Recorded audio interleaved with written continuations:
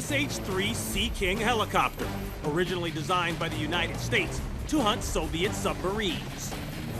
Today, the SH-3 is one of the most popular search and rescue helicopters in the world. The Arabian Gulf, July 2002.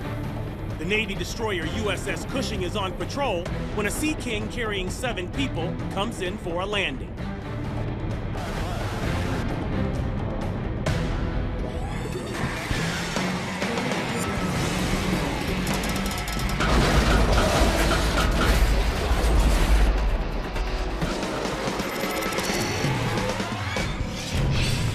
The helicopter approaches the landing pad on the stern of the destroyer. Without warning, its tail rotor loses power.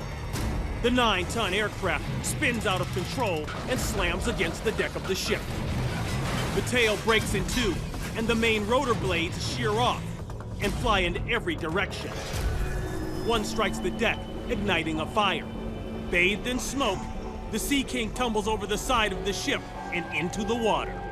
As emergency crews rush in and spray the landing platform with foam, the wrecked helicopter can be seen drifting off the ship's stern.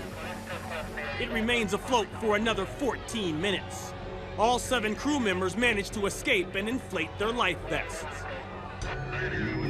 All are pulled from the water and safely returned to the destroyer. 2 crew members suffer minor injuries. Damage to the USS Cushing includes helicopter blades slicing into a missile launcher.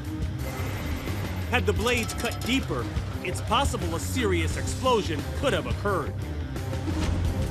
The wreckage of the Sea King is pulled from the water. It's a $6.4 million loss.